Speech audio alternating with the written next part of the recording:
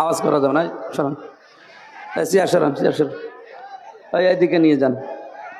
এই ছেলে, বারবার বলা লাগবে কেন? ওঠান তাড়াতাড়ি ওঠান। এখানে কিছু বেশিয়ে দিতে পারেননি? কথা বলা যাবে না ভাই, সব ঠিক করে দিচ্ছি। তাড়াতাড়ি করেন। এখানে আর চেয়ার আছে? এই যে এটা কি বসে আছে না দাঁড়িয়ে আছে? তাড়াতাড়ি বসেন মিডিয়ারা। আর এখানে দাঁড়িয়ে কারা এরা?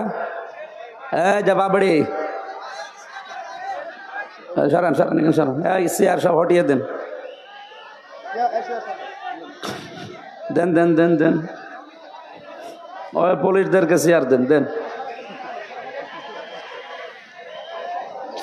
এই আশ্চর্য গো, একে ওঠা লাগবে নাকি? আশ্চর্য, চেয়ার সরাতে এত দেরি হলে স্মার্ট হবে বাংলাদেশ? এখানে চেয়ার কেন? এই চেয়ারগুলো ওঠান, তাড়াতাড়ি করেন। থাক, ওখানে বসে থাকে, থাকে আবার এখানে কিছু বিছিয়ে দেন, দরকার হয় দেন, এখানে কিছু বিছিয়ে বসতে দেন। আমরা 11টা পর্যন্ত কথা বলবো, এরপরে সেহেরি আছে, এই কারণে আর রাত করা যাচ্ছে না, এখনো 1 ঘন্টা 10 মিনিট। এখানে কিছু বিছিয়ে দেন তাড়াতাড়ি। আর যারা ভেতরে ছিলেন বের হয়ে যান, তাড়াতাড়ি যান। যে যেখানে আছে বসে থাক, দাঁড়িয়ে থাক, শুয়ে থাক, যেভাবে থাকে থাক, খালি একটা অনুরোধ, কথা বলবেন না। এই আওয়াজ কোথায়? আওয়াজ বাড়িয়ে দেন, রিভাব দেন আওয়াজ। ছেলে একটু পিছিয়ে যাও, এই আওয়াজটা যেন আসে। ঠিক আছে, এখান থেকে যান। আলহামদুলিল্লাহি রাব্বিল আলামিন, আসসালাতু ওয়াসসালামু আলা রাসূলিহিল আমিন ওয়া আলা আলিহি ওয়া আসহাবিহি ওয়া আতবাইহি আজমাইন, লাইলা ওয়া নাহারান ফিত তারফাইন। فقد قال الله تعالى في كلامه المجيد وبرهانه التوحيد: أعوذ بالله من الشيطان الرجيم، بسم الله الرحمن الرحيم।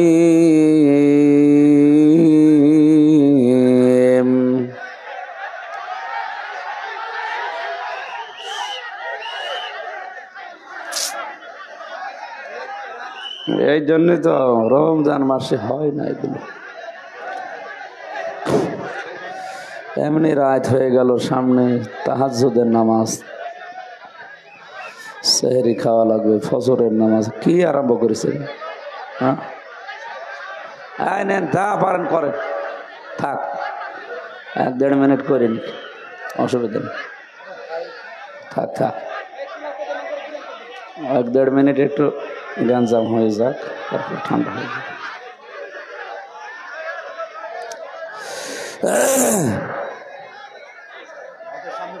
মাইকও ভালো না। আরে ভাই, ওর পাওয়ার নেই তো, রওশনের সাথে মতো হয়ে গেছে, জোর করে হবে, ও তো যৌবনই শেষ। আওয়াজ থাকলে বাড়িয়ে দেন। আর এ মাইক নেবেন না ভাই, মাহফিলে মাইক চলে না। কই আওয়াজ আরো কমে যাচ্ছে, মনে হয় রাগ করে কমিয়ে দিচ্ছে।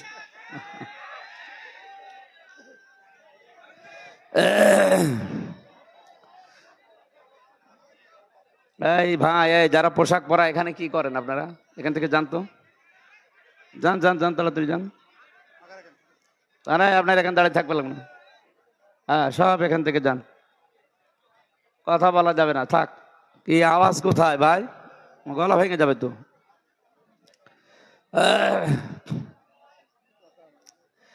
আউযু বিল্লাহি মিনাশ শাইতানির রাজিম, বিসমিল্লাহির রহমানির রহিম।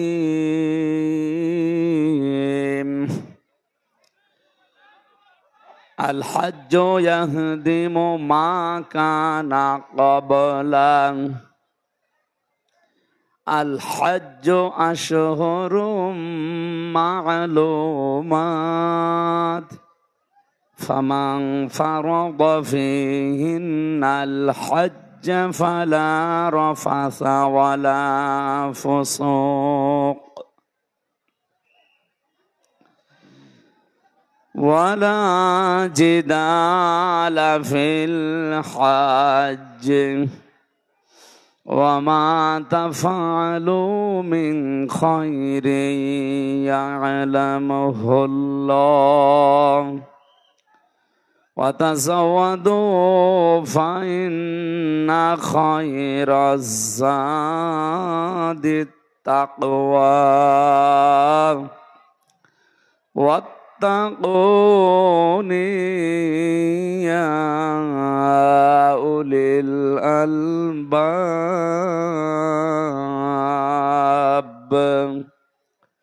সাদাকতা ইয়া রাব্বানা। আল্লাহুম্মা সাল্লি আলা সাইয়্যিদিনা মাওলানা মুহাম্মদ ওয়া আলা আলি সাইয়্যিদিনা মাওলানা মুহাম্মদ সাল্লাল্লাহু আলাইহি ওয়াসাল্লাম। আলহামদুলিল্লাহ, রাজশাহী জেলার দুর্গাপুর থানার অন্তর্গত। এই আওয়াজ কমে যাচ্ছে কেন? দাউকান্দি গ্রাম ও পার্শ্ববর্তী বিভিন্ন গ্রাম কর্তৃক আয়োজিত দ্বিতীয় বাৎসরিক তাফসীরুল কোরআন মাহফিলের স্বনামধন্য সভাপতি আলহাজ মসির উদ্দিন মন্ডল, সহ সভাপতি আলহাজ আব্দুস সালাম আব্দুস সামাদ দামাত বারকাতুহুমুল আলিয়া, প্রধান অতিথি জনাব মোহাম্মদ আবু সাইদ চাঁদ। ওই সেই হাসিনাকে গালি দেওয়া উনি নাই? ভালোই করিস, সাহস আছে। বিশেষ অতিথিবৃন্দ, বিশেষ করে অধ্যাপক আবুল কালাম আজাদ, গোলাম সাকলাইন, জনাব নুরুজ্জামান লিটন, জবায়েদ হোসেন সহ অন্যান্য অতিথিবৃন্দ যারা আলোচনা রাখলেন, সম্মানিত ওলামা ইকরাম, হোসাইন মাহফুজ, মাওলানা রাশিদুল ইসলাম, হাফেজ মাওলানা বাবুল হোসাইন, ওনারা আছে এখানে। সামনে বসা মুসলমান ভাইরা, পর্দার আড়ালের সম্মানিতা মা এবং বোনেরা, প্রশাসনের ভাইরা, প্রাণ প্রিয় রাজশাহীবাসী। এই মাইকে আওয়াজ করছে কারা? ওর ওই মাইকটা কেড়ে নিন তো, কি যেন ওইটারে বাঁশি, ওইটা কেড়ে নিন। ওটা কেড়ে নিয়ে কানের নিচে এমন একটা জোরে দেন যেন জীবনের মতো আওয়াজ বন্ধ হয়ে যায়। ঠিক আছে। দল মত জাতি বর্ণ ধর্ম নির্বিশেষে আজকের এই অনুষ্ঠান। রমজান শুধুমাত্র মুসলমানদের, কোরআনে কারিম শুধুমাত্র মুসলমানদের জন্য নয়, এটা মানুষের জন্য। কি রোজা রাখতে হলে ঈমান ছাড়া রোজা হবে? কথা বলেন না কেন? মান সামা রমাদানা ঈমানান ওয়া ইহতিসাবান গফিরা লাহু মা তাকদ্দামা মিন যামবি। নবীজি বলেন, যে ব্যক্তি রমজান মাসে ঈমানের সাথে এবং ইহতিসাব মানে হিসাব নিকাশ করে করে, এই দুইটা শর্ত মেনে যারা রোজা রাখতে পারে, গফিরা লাহু মা তাকদ্দামা মিন যামবিহি, তার পেছনের যত অপরাধ ছিল সব আল্লাহ মাফ করে দেয়। আর আমরা এটা জানি, যাদের অপরাধ মাফ হয়ে যায়, এই যে পুলিশ যারা বসে আছে, এনাদের এখানে থানা আছে না? এই এলাকায় যারা ক্রিমিনাল, যারা অপরাধী, দেখবেন ওনাদের থানা একটা চার্ট টাঙানো আছে যে এই এই লোক এলাকায় অপরাধী। ওদেরকে যদি ধরতে পারে জামায় আদর করে নিয়ে যাবে না, পিটাবে, যদি যেতে না চায় ধাক্কা দেবে, হাঁকাবে, বিভিন্ন কায়দা আছে ওনাদের। এখন এই যে পুলিশের এই ধাক্কা, হাঁকানো, পিটানো, ওখানে নিয়ে যাওয়ার পরে যদি উনি জামিন পেয়ে যায়, থানায় ওনার নামটা লেখা আছে, ওইটা কি ওনারা কেটে দেবে? না, যদি আবার অপরাধ করে আর একবার লিখা হবে, আবার অপরাধ করলে আবার লিখবে। আল্লাহ তাআলা বলেন আমার নিয়মটা আলাদা। আমার বান্দা বান্দিরা ভুল করে, অপরাধ করে, যদি একবার তাওবা করে জীবনের মতো ফিরে আসতে পারে, ওর অপরাধীর খাতায় আমি আর নামটা রাখি না, পুরাটা ডিলিট করে দিয়ে যত অপরাধ ছিল ওই জায়গাটা নেকি দিয়ে পাল্টিয়ে দেয়। জবান খুলে বলেন আলহামদুলিল্লাহ। এই সুযোগ আল্লাহ সবাইকে দেয়নি, যারা তাওবা করে তাদের জন্য। এই জন্য ইস্তেগফার আর তাওবা এই দুইটা কিন্তু এক জিনিস না। আপনি ইস্তেগফার সব সময় পড়েন, আস্তাগফিরুল্লাহ আস্তাগফিরুল্লাহ পড়েন, গুনাহ মাফ হবে। কিন্তু তাওবা করলে শুধু গুনাহ মাফ হয় না, ইল্লা মান তাবা ওয়া আমানা ওয়া আমিলা আমালান সালিহা ফাউলাইকা ইউবাদদিলুল্লাহু সাইয়্যাতিহিম হাসানাত। সূরা তাওবার এটা ৭০ নম্বর আয়াতে আছে। আল্লাহ তাআলা বলেন যে মানুষগুলো তাওবা করে ভালো হওয়ার নিয়ত করে যে আমি ভালো হয়ে যাব, এই নিয়ত আমাদের এই রমজানে নেই। কথা বলেন না কেন? 11 মাস যারা মেয়ে লোক দেখলে তাকায়, এই মাসে আর তাকাবে না। ঠিক মানে এটাই ঠিক হওয়া লাগবে। বহু মানুষ এই মেসেজ দেয় এখানে, বলো হুজুর প্রথম প্রথম বিয়ের পরে 1-1.5 বছর 2 বছর ভালো লাগতো, এখনো ছাতা আর ভালো লাগে না, এক জিনিস আর কতদিন। আরে শয়তান, এক জিনিস আর কতদিন মানে? আপনি যদি এই কথা বলেন যে এক জিনিস আর কতদিন, তা আপনার বউ তো বলবে যে ও এক ছাতা আর কতদিন। তাহলে দুইজনই পাল্টাপাল্টি করি না, এটা একটা রোগ। এটা কি বলেন তো? এই রোগ আছে যার যার হাত তোলেন তো। না এখানে নেই আলহামদুলিল্লাহ। তাহলে আমার মোবাইলে যে মেসেজ আসে কি ফেরেশতারা দেয়?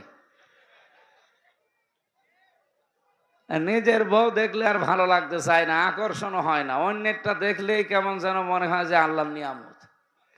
এটা একটা রোগ। কি বলেন তো? এই রোগ মুক্ত হওয়ার জন্য 2টা ঔষধ আছে, একটা হোমিওপ্যাথি আর একটা অ্যালোপ্যাথি। হ্যাঁ,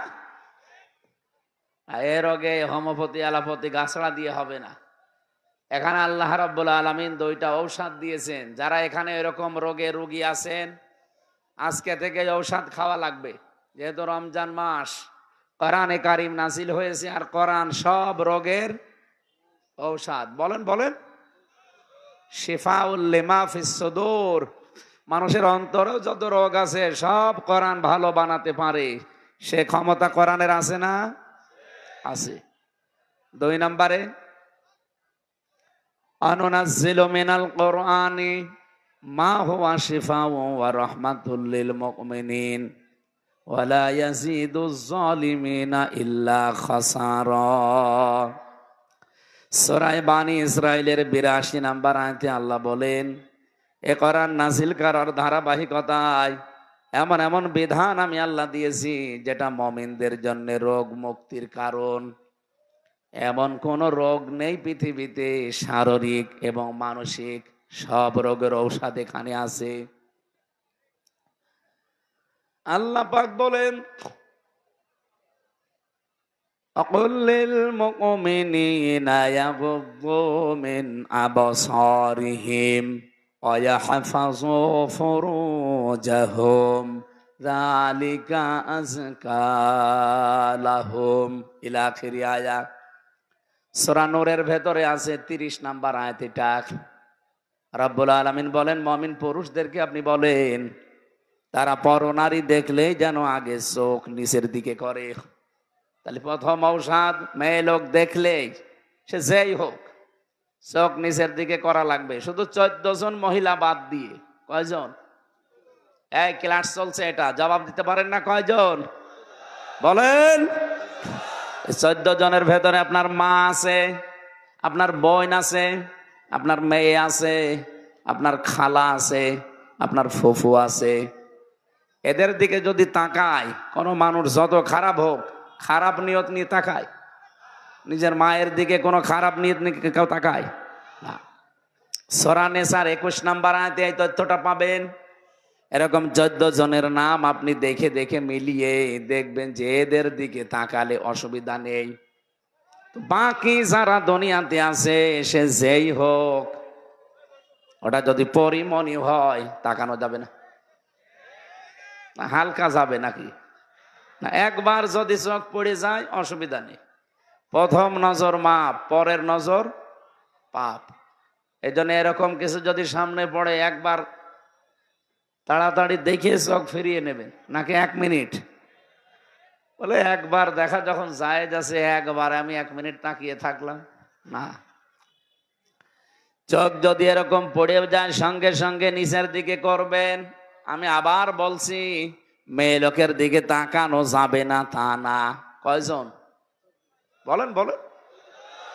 14 জন বাদ দিয়ে দুনিয়ায় কোন মহিলা যদি সামনে পড়ে, সে যেই হোক, ও যদি চাচাতো বোন হয় হবে না, মামাতো বোন। অনেকে মনে করে ভাবি তো মায়ের মতো, এ আর কি, অসুবিধা নেই। কে বলিস আপনাকে? আপনার ভাই মরে গেলে যে ভাবির সাথে আপনার বিয়ে জায়েজ আছে আপনি টের পাচ্ছেন?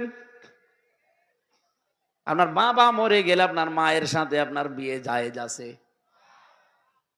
বুঝতেছেন কথা? বুঝতেছেন? তাহলে উল্টা পাল্টা ফতোয়া বের করবেন না যে ভাবি আমার মায়ের মতো। কিসের মায়ের মতো? এগুলো সব শয়তান শিখিয়েছে আপনাকে।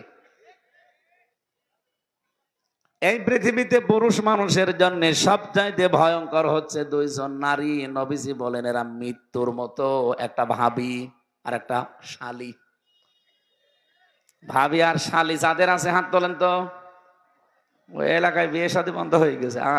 ঠিক আছে, আল্লাহর ওলি এখানেও আছে। খুব চিন্তা ভাবনা কিন্তু এই 2 জায়গায় ঈমান রাখা এখানে বড় কঠিন হয়ে দাঁড়ায়। কারণ শয়তান এই জায়গায় এত বড় বড় জাল পিষায়, আপনি সে জাল থেকে মুক্ত হওয়া বড় কঠিন। নেক্সট সুরতে শয়তান এখানে এসে ধোকা দেয়। এদের শালী ছোট বোনের মতো, দেখা যাচ্ছে বউ ধুয়ে শালী নিয়ে আল্লাহ রাস্তা চলে গেছে। এই জন্যে একজন পুরুষের জন্য ইমানের বড় পরীক্ষা কয়জন মহিলা বলেন তো? আরো জোরে বলেন। একজন আপনার শালী আর একজন আপনার ভাবি।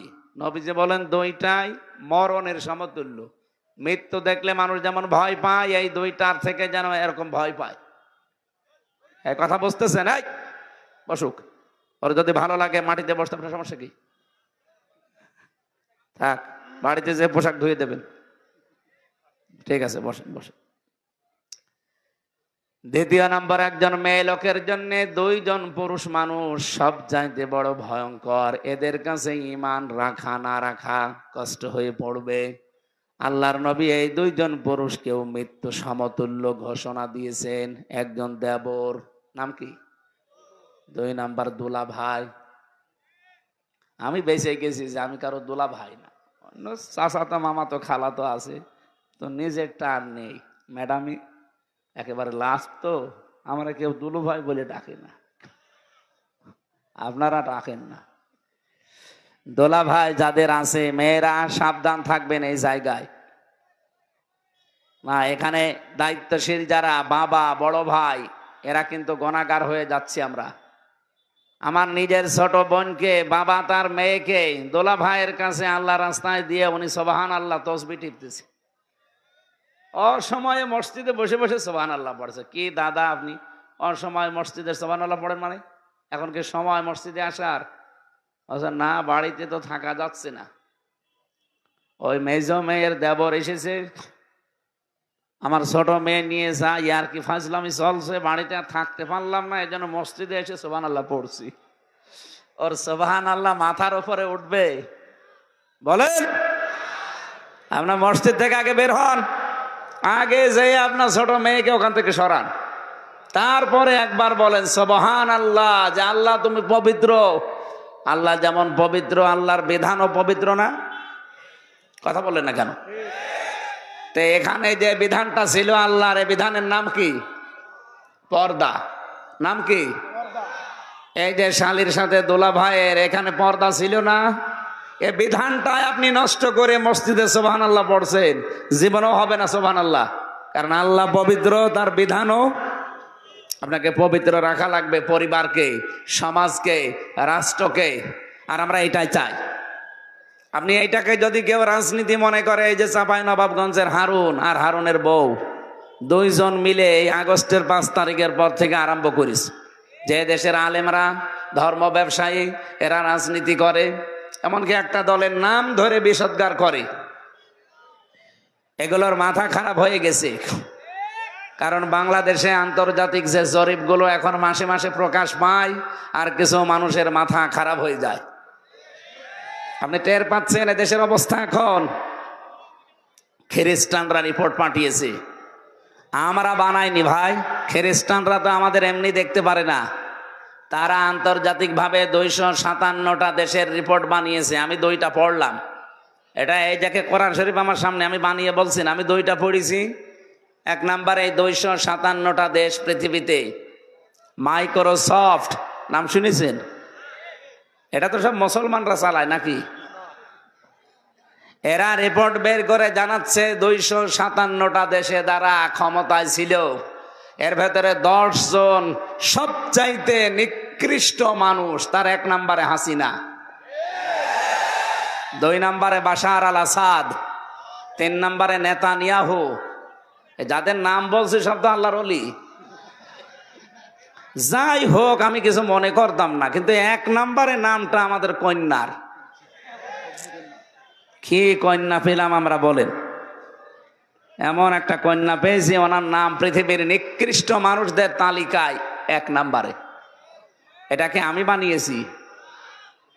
বলেন তো, পৃথিবীর মানুষের তৈরি করা তালিকায় যদি উনি একটা হাসি মানুষ, ওনারে কেন 1 নম্বরে দিয়েছে? আয়না ঘরের কারণে। এটা যে মানবতার সাথে কত বড় কৌতুক, আমি নিজে তো টের পেয়েছি 10 দিন। 3 বছর জেলে থেকেও আমি এত কষ্ট পাইনি, ওই 10 দিনে যে ঝড় আমার উপর দিয়ে গেছে। আর যারা 8 বছর পড়ে আছে, ব্যারিস্টার আরমানের মতো, আমান আজমির মতো 10 বছর পড়ে আছে, বলেন তো তারা কি অবস্থায় পার করেছে? 8টা বছর 10টা বছর। নিজেকে ওই জায়গায় একটু দাঁড় করান, আপনি 5 দিন থাকতে পারবেন? এই অবস্থা তৈরি করার পরে তারা তালিকা বের করেছে যে পৃথিবীর নিকৃষ্ট মানুষ এই মেয়েটা। কারণ এত কঠিন হতে পারে মানুষের হৃদয়। রিমান্ডে আমার আগে একজনকে নিয়ে গিয়েছিল, ওই সময় ছাত্র দল করত, চট্টগ্রামে বাড়ি। ওর পরে আমার সিরিয়াল ছিল যে আমারে নিয়ে আমারে নখগুলো তুলবে। এই যে পুলিশ বসে আছে, এরা এগুলো করত, এরা না, এদের ভাইরা। এদের বললে তো ঝামেলা, কারণ আমার দোলা ভাইও পুলিশ, ছাতা বাজে দোলা ভাইয়ের ঘাড়ে পড়বে। পুলিশ সব দেখলে দোলা ভাই মনে হয় না। আমরা এমনি শ্রদ্ধা সম্মান করি এদেরকে, কারণ যেই 2টা চোখ, একটা আল্লাহর ভয়ে কাঁদে, আর এদের মতো যারা জনগণের জান মাল ইজ্জত আবরু পাহারা দেয়, এই 2টা চোখ আল্লাহ জাহান্নামে দেবে না। এই জন্য আপনারা যারা প্রশাসনে আছেন, এই চাকরিটা শুধু চাকরি না, এটা একটা ইবাদত। মনে করবেন মহান পেশায় আছি, এই পৃথিবীর শ্রেষ্ঠ পেশা এই প্রশাসনের পেশা। কারণ নবীজি তাদের নাম ধরেই বলেছে, এদেরকে আল্লাহ পাক কোনোদিন জাহান্নামে এই চোখ এক জায়গায় জ্বালাবেন না। সুবহানাল্লাহ বলতে পারেন না? তাহলে এই পোশাকটা পরে যে দায়িত্বে আছে, এটা কি শুধু দায়িত্ব? এটা একটা ইবাদত। অথচ এই দায়িত্বটাকে এই 15.5 বছরে যারা ছিল, এই পোশাকটার অমর্যাদা করে ফেলেছে কিছু কোলাঙ্গার অফিসার। উপর থেকে যা নির্দেশ দিছে এরা তাই পালন করতে গিয়ে আজ এখন আমরা এই পোশাকটাকে অনেকে ঘৃণা করি। না, পোশাকটার সমস্যা না, সমস্যা ওই কিছু মানুষের। আল্লাহ তাদের যেন ডবল শাস্তির ব্যবস্থা করে।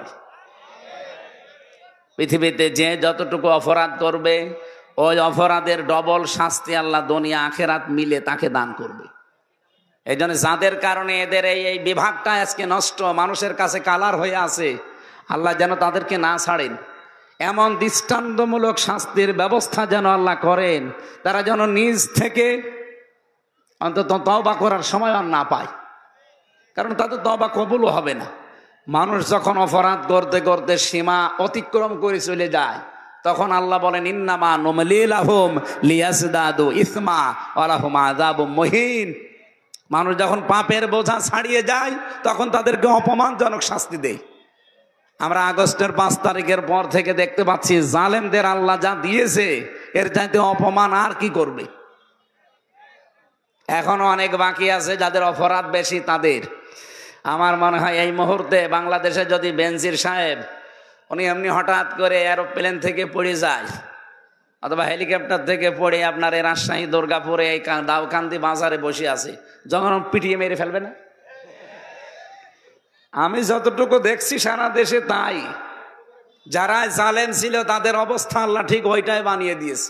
কুষ্টিয়ার হানিফ সাহেবকে যদি এখন কেউ একা পায়, আমার মনে হয় ওর ছোট ঠ্যাঙও কেটে ফেলবে। আমি কি বানিয়ে বলছি? অথচ আগস্টের 5 তারিখের আগে কুষ্টিয়ায় আসলে 14টা গেট বানানো লাগতো তার জন্যে।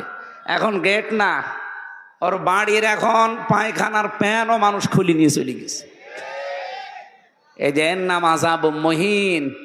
জালেমদেরকে আমি আল্লাহ পাপের শাস্তি এত নিকৃষ্ট দেই যে দুনিয়া কল্পনাও করতে পারে না যে এত নিচে মানুষ নামে কি করে।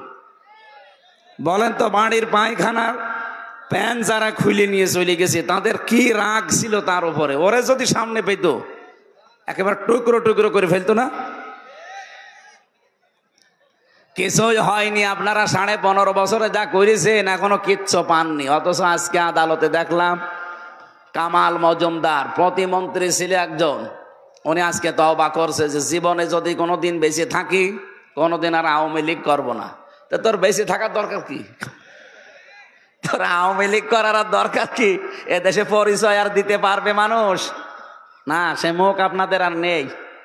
100 বছরে অন্তত এই দেশে যারা আমরা জীবিত আছি, 100 বছরে এই ফ্যাসিস্ট যারা, সন্ত্রাসী যারা, মানুষের নামে যারা জঙ্গি মামলা দিত বানিয়ে বানিয়ে, আমি বাস্তবতা বলছি ভাই, এটা যে সব জঙ্গি মামলা বানানো নাটক ছিল তার প্রমাণ এই 7 মাস।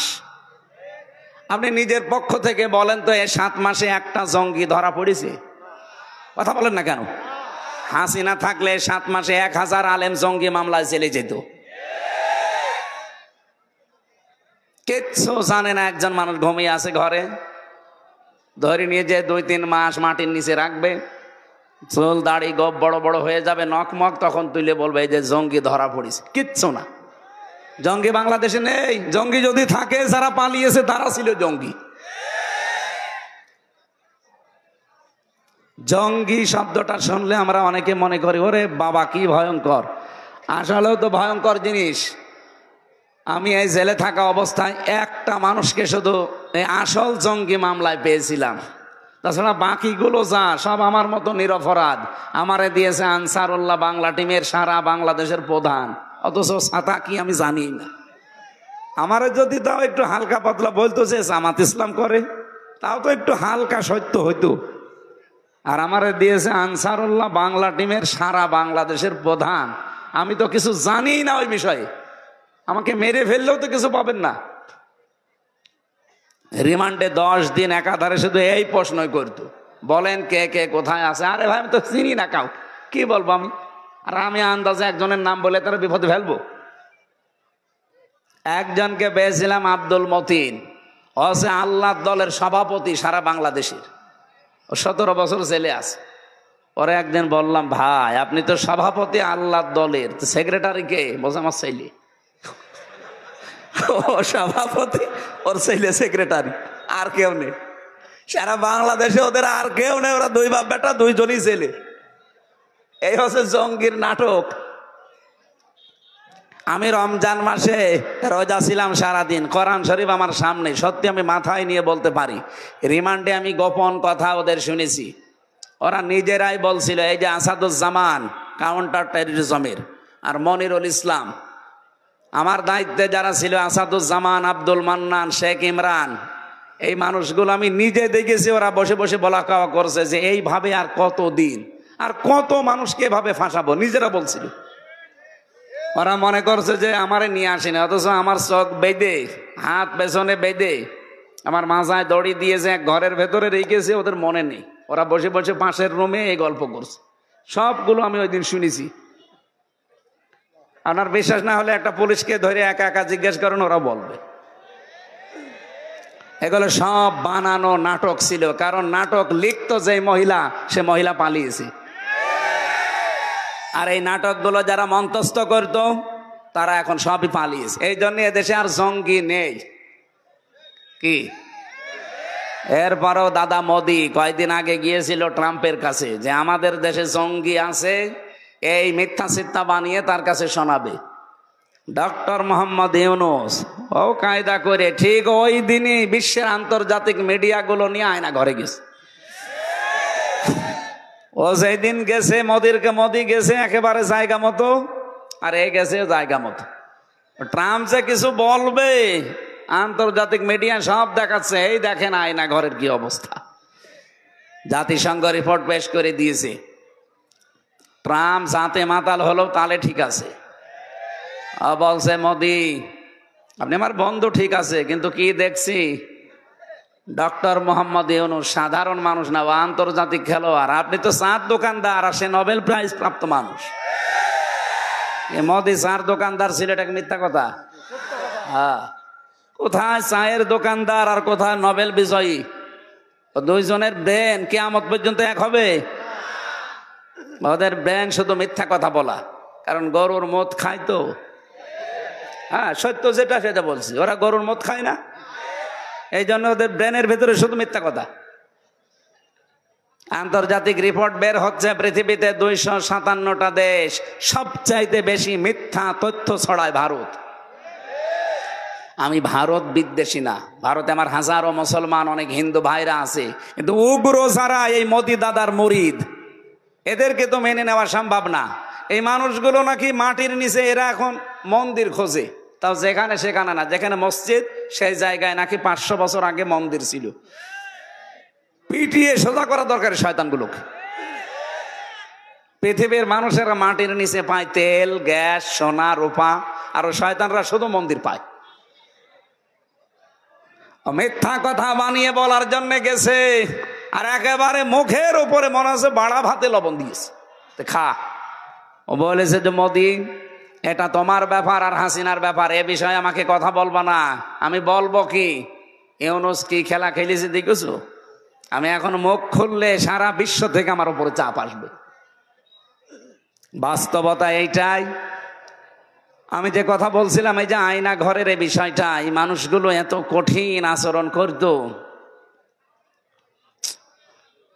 আমার আগে যে ছাত্র দলের যে ভাইকে নিয়ে গেল, ওর নখগুলো তোলার সময় আমাকে এসে চিৎকার করে করে কাঁদছিল আর বলছিল, ভাই আমার এরকম চেয়ারে বসিয়ে দিয়েছিল, দিয়ে চেয়ারের ওপরে হাত বাঁধা, পা বাঁধা, ক্লিপ দিয়ে আটক করে দেয়, গলার সাথে বেল্ট লাগানো, কালো কাপড় দিয়ে তো মুখটা বাঁধা, আর নড়াচড়া করার ক্ষমতা আছে আপনার?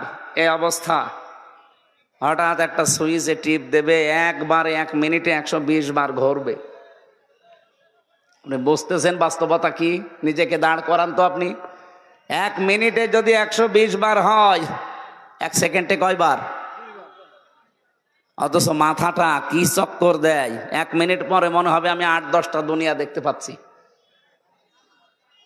এর ভেতরে ফ্রন্টাল লব আছে। যারা বিজ্ঞানী, যারা এই যে চিকিৎসা নিয়ে কাজ করে, দেখেন মাথার ভেতরে আল্লাহ ফ্রন্টাল লব দিয়েছে, প্যারাইটাল লব দিয়েছে, অক্সিপিটাল লব দিয়েছে, টেম্পোরাল লব দিয়েছে, এরপরে মোটর কর্টেক্স দিয়েছে, সেন্সরি কর্টেক্স দিয়েছে, লব দিয়েছে।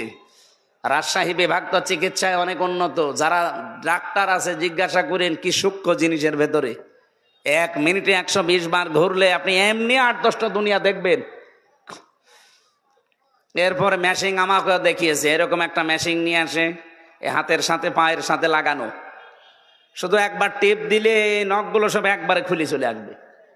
আমি যদি মিথ্যা বলি, কোরআন শরীফ আমার সামনে, পুলিশকে জিজ্ঞাসা করেন, ওরা যদি ওইরকম দায়িত্বে থাকে জিজ্ঞাসা করেন, একবারে নখ খুলে চলে আসে। সব নখ খুলে চলে আসলে তো ফিনকে দিয়ে রক্ত বের হয়, তখন লবণ ছিটিয়ে দেয়। আমি নিজে এগুলো ফেস করে এসেছি, আমার বলতেই ভয় লাগে, অথচ এগুলো পার করে আসলাম। মানুষ 5 দিন 10 দিন এভাবে থাকতে পারে, কল্পনায় আসে। 8 বছর কাটিয়েছে একটা মানুষ, 10 বছর কাটিয়েছে।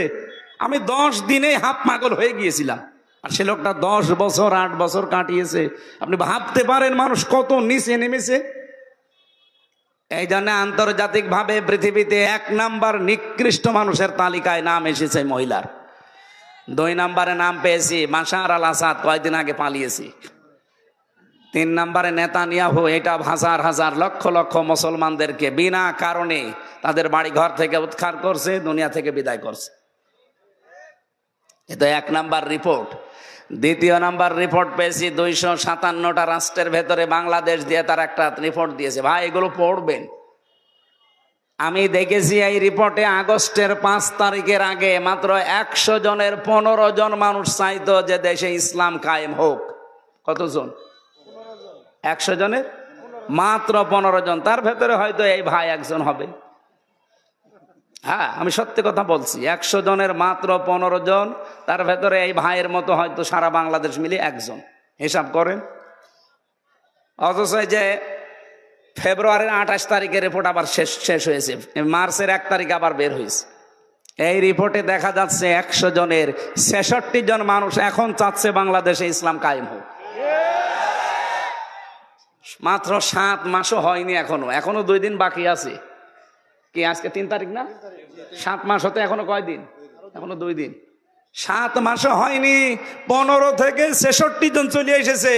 আপনি আর 6 মাস যেতে দেন, এদেশের 100 জনের 100 জন মানুষ বলবে যে আমরা এই দেশে কোরআনের বিধান চাই। এটা অনেকে বুঝে ফেলেছি, তো এই জন্য বলে কোরআনের মাহফিলে এসে রাজনীতি করে, এটা ধর্ম ব্যবসা। আরে শয়তান, তুমি যে দুর্নীতি করে টিন চুরি করে ধরা পড়ো।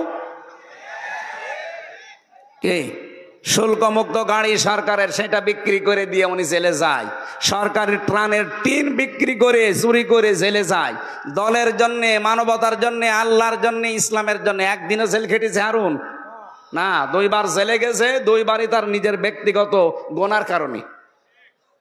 ট্রানের টিন চুরি করে বেঁচে দেয় যে লোকটা, সরকারি গাড়ি বেঁচে দেয়, শুল্ক মুক্ত গাড়ি। আপনি কেন এগুলো করবেন? আপনার মুখে কোনোদিন একামতে দিনের কর্মীদের বিরুদ্ধে সমালোচনা মানায়?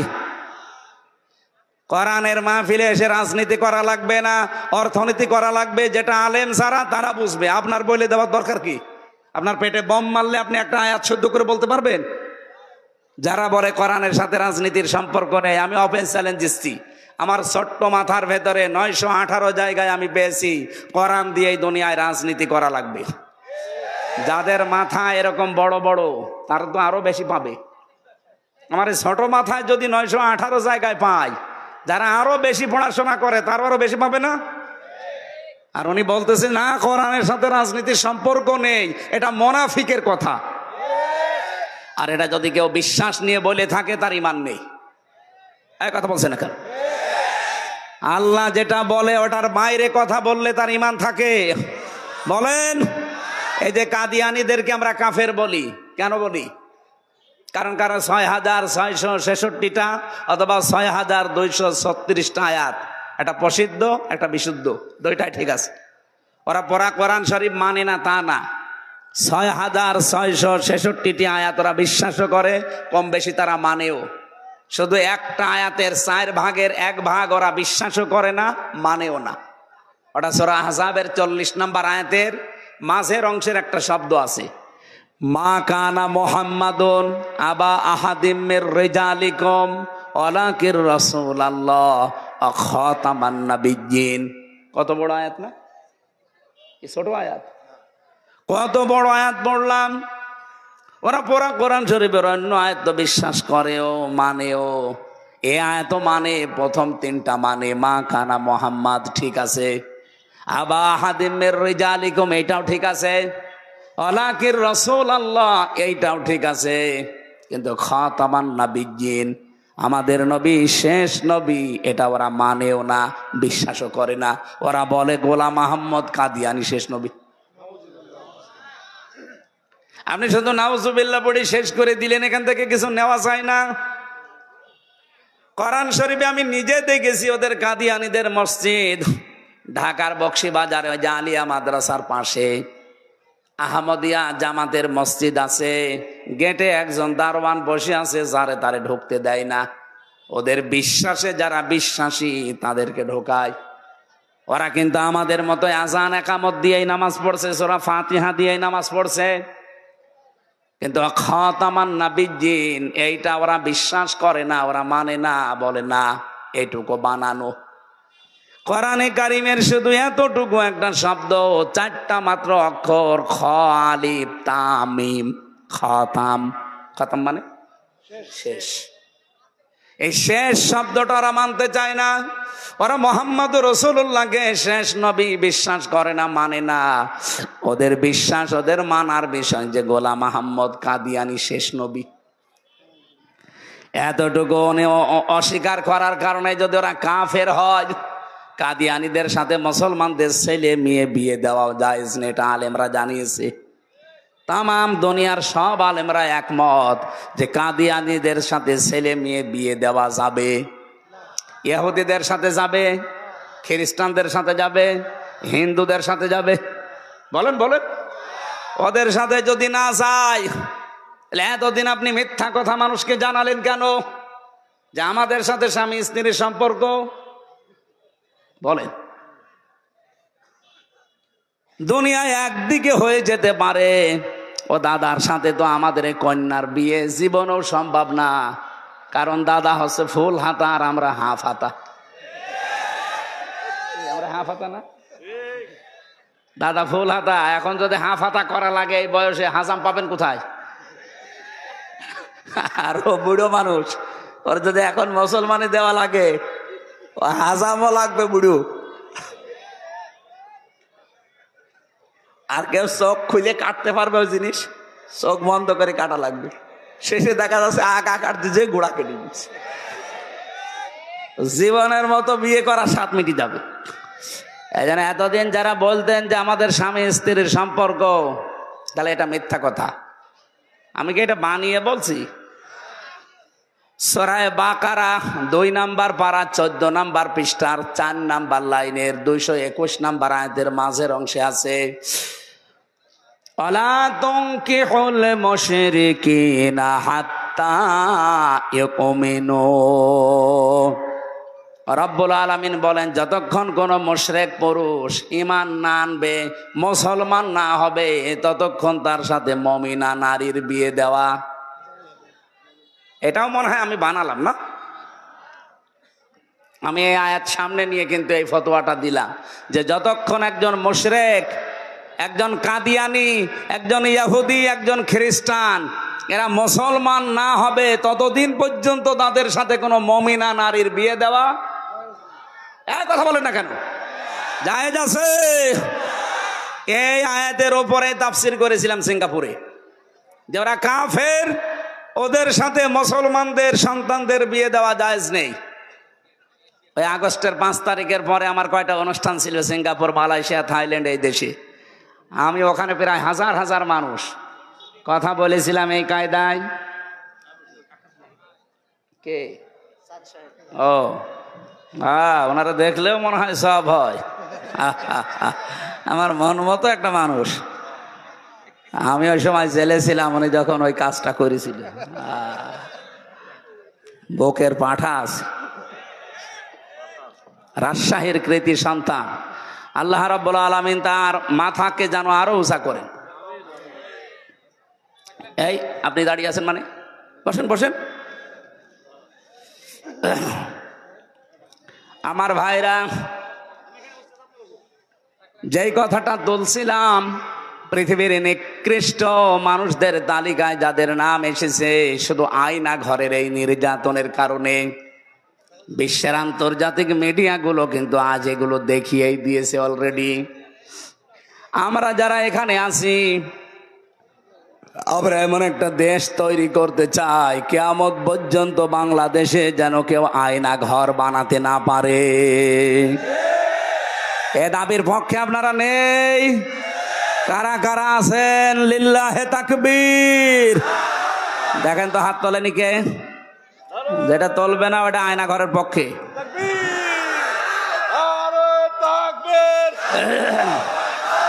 আল কোরআনের আলো, ইসলামের শত্রুরা হুঁশিয়ার, সাবধান, তাকবীর। আলহামদুলিল্লাহ ভাই, রমজান মাস তো এখনো 2টা কাজ সামনে বাকি, সেহরি খাওয়া, তাহাজ্জুদ পড়া। এই জন্য আমরা বেশি রাত করতে পারবো না, খুব তাড়াতাড়ি শেষ করব। আমরা অন্তত যেগুলো তথ্য তুলেছিলাম এগুলো যদি সামারাইজ করে বলতে হয়, এক কথায় জবাব দিতে হয়, কোরআনে কারিম এ পৃথিবীর শুধুমাত্র মুসলমানদের জন্য না, এটা সবার জন্যে। এই জন্য অন্য ধর্মের মানুষও, দুর্গাপুর নামটা দেখে মনে হচ্ছে অন্য ধর্মের মানুষ এখানে আছে। এই জন্য অন্য ধর্মের মানুষও যদি এই দেশে এখানে থেকে থাকেন, আপনাদেরকে ওয়েলকাম জানাচ্ছি, স্বাগতম জানাচ্ছি।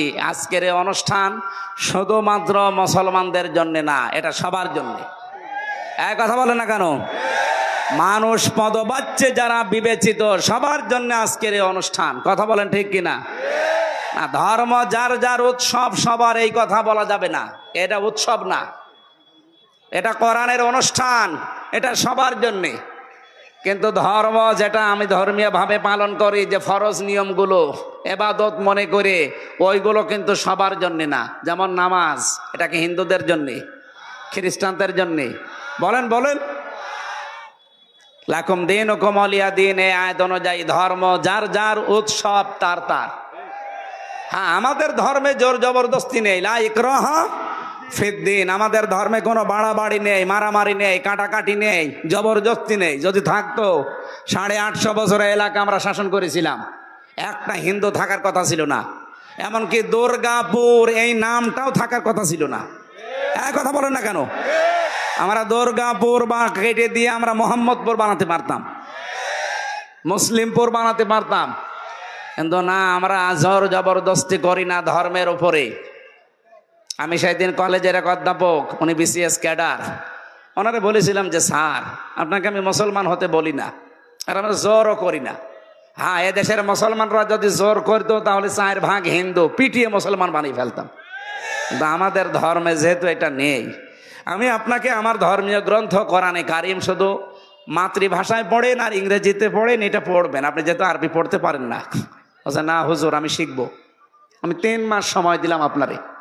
3 মাস উনি কোরআন পড়েছে পুরাটা। 3 মাসের পরে দেখি নিজেই মুসলমান হয়ে গেছে। এই জন্য আমরা রমজানুল মুবারকে কোরআন নাজিলের মাসে এসে পৌঁছিয়েছি। এদের তাফসির মাহফিলগুলো আমি রমজানে করি না, আপনারা জোর করে নিয়েছেন। এটা রমজানের আগে ছিল 27 তারিখে ফেব্রুয়ারি, ওটা আমি সময় দিতে পেরেছিলাম না, বাইরের দেশে যাওয়ার একটা ছিল। আমি এই কারণে সিরিয়ালগুলো এলোমেলো হয়ে গেছে। রমজানে এখন বাধ্য হয়ে আমার মা বাবা এমনকি ম্যাডামও রাগ করছে যে সারা জীবনই বাইরে থাকো, রমজানেও থাকবা না। তো থাকবো কি করি, মানুষ তো জোর করে নিয়ে যায়। তারপরেও যেহেতু আমরা 11টা পর্যন্ত সময় নিয়েছি, এ পর্যন্ত থাকবেন তো আপনারা? আলহামদুলিল্লাহ। আমি এর ভেতরে সামারাইজ করে আয়াতের মূল শিক্ষা নিয়ে বাড়ি যেতে পারবো ইনশাআল্লাহ। রব্বুল আলামিন জানিয়েছেন, শাহরু রমাদান আল্লাযী উনজিলা ফীহিল কুরআন, এই সেই মাস যার নাম রমজান। আল্লাহ কেন বিশেষ করে রমজান শব্দটা উল্লেখ করলেন?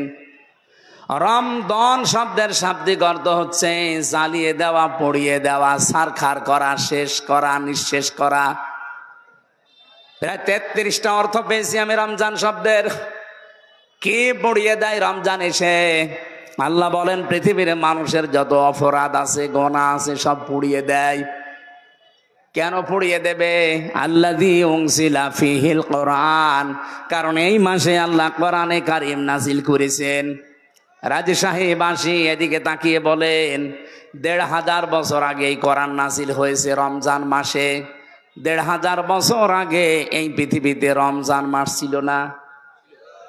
হ্যাঁ, রমজান ছিল, কিন্তু রমজানের যে মর্যাদার কথা আমরা শুনি, এ মাসে একটা সওয়াবের কাজ করলে অন্য মাসে 70টা সওয়াব হয়।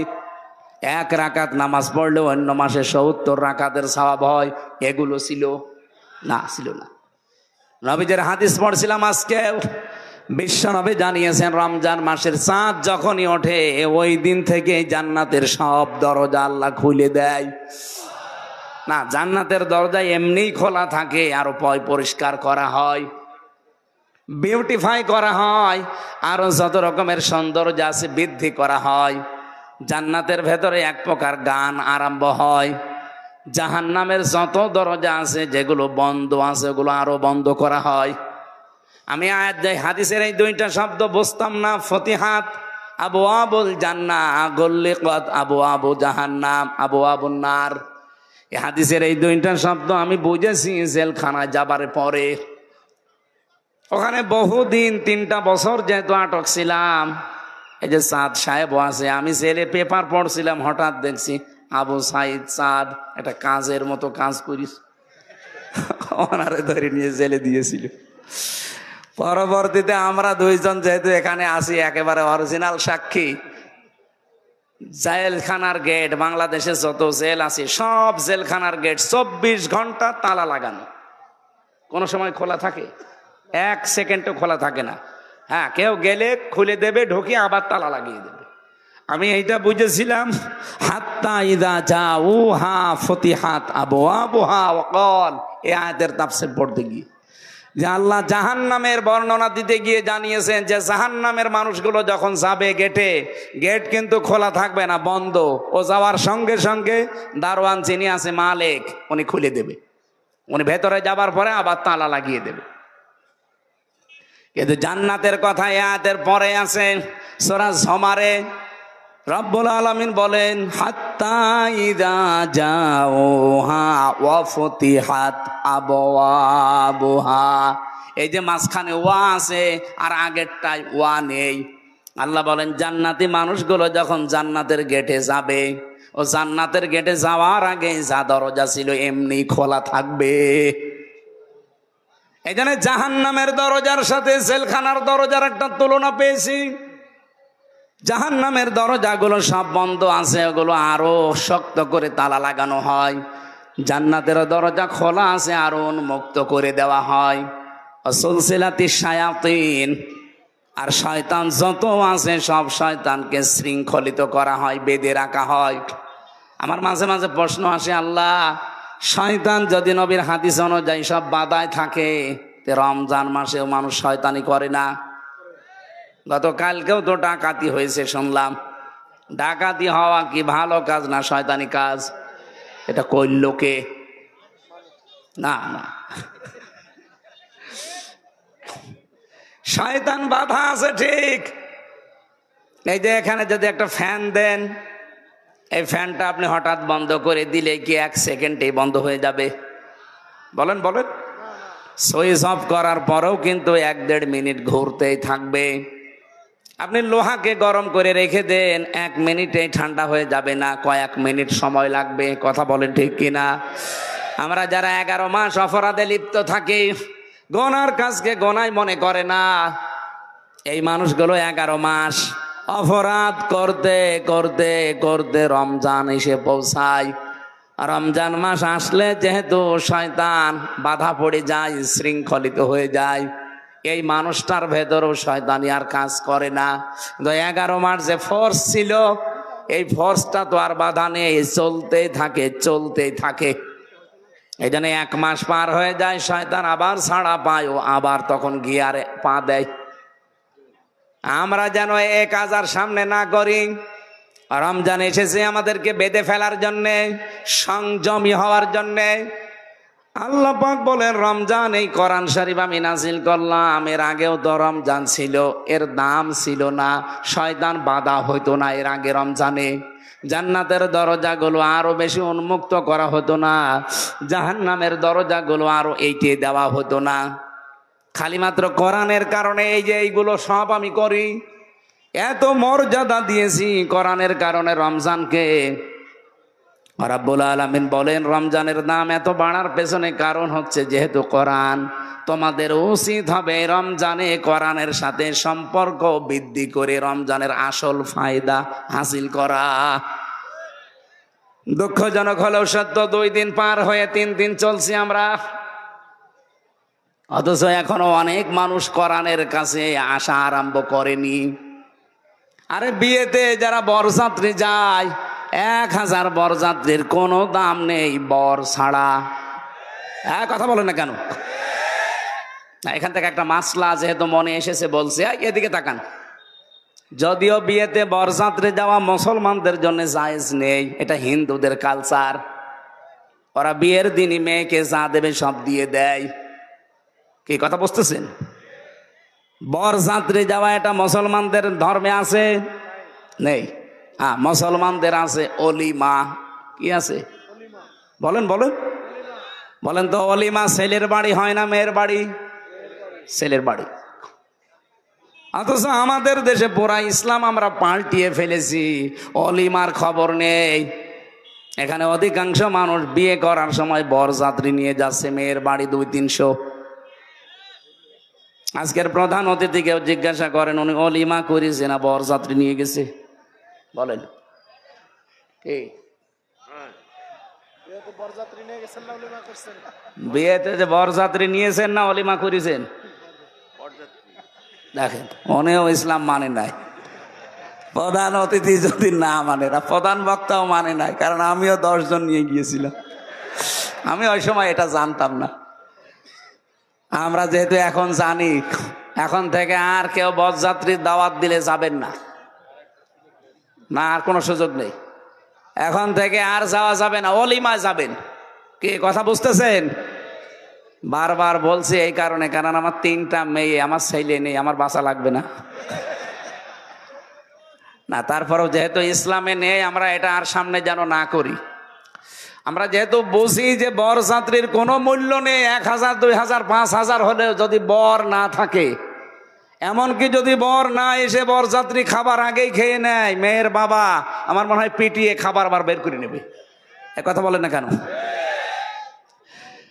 যেই দাম মর্যাদা, এত ইজ্জত রমজানের, সব গোনা পুড়িয়ে দেবে তারা আসল বরকে, সেইটাই আপনি জানেন না। তার সাথে আপনার সম্পর্ক ভালো না। কেন আজকে থেকে নিয়ত করা যাচ্ছে না, পাক্কা নিয়ত, যে 1 মাসের ভেতরে আল্লাহর কালাম আমি শিখবই। তাও যেমন তেমন ভাবে না, এটা আমি শিখবো একেবারে শুদ্ধ করে।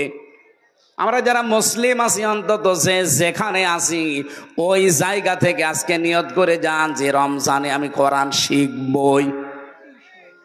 অনেকে মনে করতে পারে আমার 70 বছর বয়স, আমার দাঁত পড়ে গেছে, আমার হবে হবে না। মানে আমার বাবার বয়স তো কত, এখন প্রায় 64-র উপরে হবে।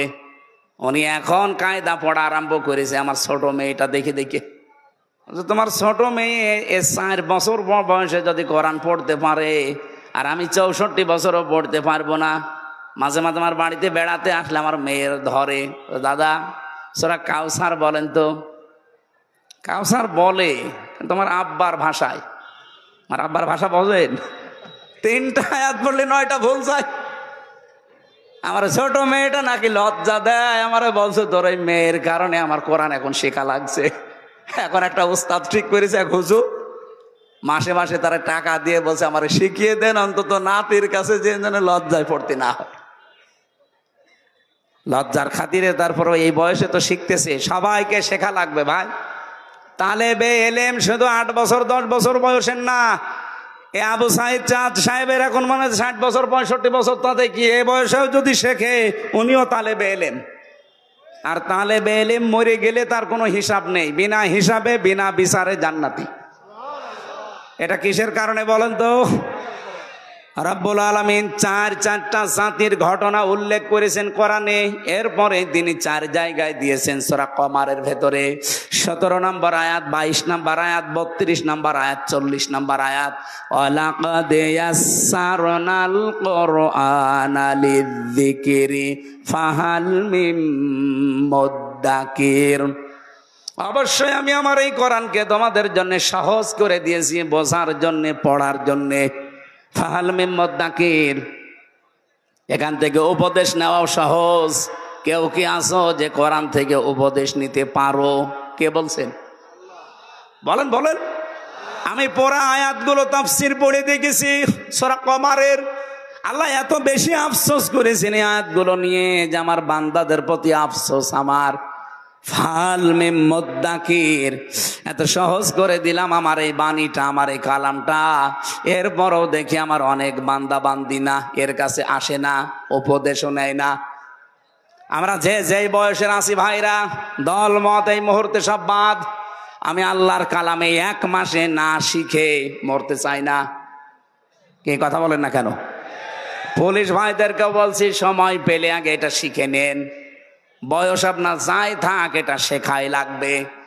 কর্মজীবন যার যেটা আছে কোনো অসুবিধা নেই। যদি চুরি করা না হয়, ডাকাতি করা না হয়, ছিনতাই করা না হয়, মানুষকে ধোঁকাবাজি করে ফাঁকি দেওয়া না হয়, চাঁদাবাজি না হয়, যেভাবেই কর্মজীবনে আছেন যদি রাস্তা ঝাড়ু দেন, এইটাও ভালো কাজ। যে যেই কাজে আছেন সবার কর্মজীবনের দাম আছে।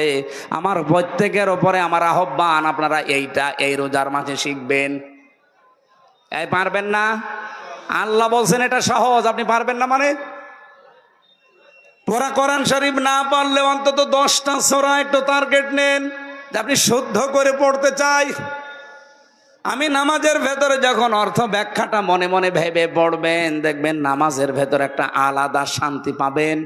বাংলা এটারে বলা হয় অনির্বচন সুখ। এখানে যারা বাংলার ছাত্র আছে, শব্দটা কিন্তু অনেক কঠিন। অনির্বচন সুখ, এটা পাওয়ার জন্য আপনাকে নামাজের ভেতরে খুশু তৈরি করা লাগবে। আর এটার একমাত্র পদ্ধতি কোরআন বোঝা, তাছাড়া আপনি পাবেন না। হযরতে ওমর ফারুক রাদিয়াল্লাহু তাআলা আনহু, উনি নামাজে দাঁড়ালে তেলাওয়াতে উনি কাঁদতেন। 3-4 কাতার মানুষ পেছনে শুনতে পেত ওনার কান্না। আর আমরা এমন নামাজ পড়ি, অনেকে নামাজের ভেতরে হাসে। কি আপনি নামাজের ভেতরে হাসতেছেন, টের পাচ্ছেন? আপনি কি বলেন? হ্যাঁ, টের পান না, এই জন্য আপনার হাসি আসে। হযরত ওমর এত জোরে কন্দন করতেন নামাজে তেলাওয়াত করতে করতে, 3-4 কাতার মানুষ শুনতে পেত যখন কাঁদতেছে। যখন পড়তেন জাহান্নামের আযাবের আয়াতগুলো, এমনি চোখ দিয়ে তার পানি চলে আসতো। আমরা ওই সিস্টেমে এগিয়ে যাই। এই পৃথিবীতে আমার যতটুকু ধারণা, কোরআন বুঝলে, পড়লে আর মেনে নিলে মানুষ এমনি অন্যায় ছেড়ে দেবে। আমার ভাইরা, রমজান মাসের যতগুলো উপকার আমি তাফসিরের ভেতরে পড়েছি এবং বিজ্ঞানের সাথে মিলিয়ে তার ভেতরে একটা বলছি। এই এদিকে তাকান। এই 2017 সালে জাপানের এক বিজ্ঞানী, চিকিৎসা বিজ্ঞানী, উনি এই তথ্যটা দিয়েছে। উনি নোবেল পুরস্কার পেয়েছে। ইউশোনারি ওসামি এই লোকটার নাম। এই সাতাদের নাম তো উলট পালট উচ্চারণ করতে মুখ বাঁকা হয়ে যায়। ইউশোনারি ওসামি, উনি 3.5 হাত বডি নিয়ে চিন্তা ভাবনা করে এই তথ্যটা বের করেছে। এই জন্য ওনাকে নোবেলও দিয়েছে। উনি বলছে শরীরের ভেতরে প্রায় 2 কোটি কোষ আছে। অটোফেজির নাম শোনেননি? এই 2 কোটি কোষ, এগুলো শরীরকে সুস্থ রাখার জন্য খুব দরকার। কিন্তু আমরা যে 11-12 মাস একাধারে খাবার খেতেই থাকি, একাধারে যারা খাবার খায়, এই কোষগুলো তখন পাশে একটা একটা করে বৃদ্ধি হতে থাকে। এই যে অতিরিক্ত যে কোষগুলো, এই কোষ 2 কোটির উপরে চলে গেলে এই 2টা রোগ আপনার শরীরে দেখা দেবে, মাস্ট বি। 1 নম্বরে ক্যান্সার আর 2 নম্বরে টিউমার। এই 2টা আপনার শরীরে দেখা দেবে যদি একাধারে খাবার খেতে থাকেন। উনি চিন্তা করলেন যে এই কোষ মুক্ত করার জন্য কি করা যায় দেখি। 13টা বছর একাধারে গবেষণা করে উনি পেয়েছেন, যদি কেউ 1 মাস একাধারে 12 থেকে 14 ঘন্টা না খেয়ে থাকতে পারে দিনের বেলায়, তখন ওর যে ন্যাচারাল ভাবে যে কোষগুলো তৈরি হয়ে আছে, ওই কোষগুলো খাবার পায় না, তখন আস্তে আস্তে আশপাশে যা আছে খেতে আরম্ভ করে। ওই বৃদ্ধি হওয়া অতিরিক্ত কোষগুলো তখন খেয়ে খেয়ে 1 মাসের ভেতরে পোড়াটা সাবাড় করে ফেলে। এই মানুষটাকে তখন ক্যান্সার এবং টিউমার থেকে আল্লাহ বাঁচিয়ে দেন। চিন্তা করলেন তথ্য পাওয়া যায় কোথায়? 4,500 ধর্মগ্রন্থ আছে দুনিয়ায়। কত? 4,500। অধিকাংশগুলো উনি মিলিয়ে দেখলেন যে কোনো তথ্য পাওয়া যায় কিনা ধর্মীয় গ্রন্থে। সর্বশেষ তিনি আমাদের মুসলমানদের কোরআনে সূরা বাকারার 284 নম্বর আয়াতের শেষের অংশে তিনি পেয়েছেন, ওয়া আনতাসুমু খায়রুল লাকুম, তোমরা যদি রোজা রাখো তোমাদের জন্য ভালো হবে, উপকার হবে। এই যে খায়রুল লাকুমের ব্যাখ্যায় আমি পেয়েছি, আল্লাহ 27টা বিধান এখানে দিয়েছেন উপকারের জন্যে। কেউ যদি রোজা রাখে দুনিয়াতে তার কমপক্ষে 27টা উপকার হয়, আর আখেরাতে হয় 9টা। সুবহানাল্লাহ বলতে পারেন না? আর বিজ্ঞানী উনি যতগুলো পেয়েছে তার ভেতরে 1 নম্বরে আপনাকে ক্যান্সার, টিউমার এগুলো থেকে যদি মুক্ত হতে হয়, এই রক্তের ভেতরে কমপক্ষে 5 প্রকার ক্যান্সার হচ্ছে এখন। কয় প্রকার? 5 প্রকার ক্যান্সার আমাদের রক্তের ভেতরে এখন হচ্ছে। 2 নম্বরে টিউমার হয় 2 প্রকার, একটা ভেসে ওঠে শরীরে, একটা ভেতরে থাকে। যে আমার একটা ভেসে উঠেছে, অনেকের হয়তো ভেসে ওঠে শরীরে, অনেকের ভেতরে থাকে। এটা থেকে মুক্ত হওয়ার একটাই রাস্তা আছে, এই রোজা। এছাড়া কোনো বিধান আর পৃথিবীতে নেই।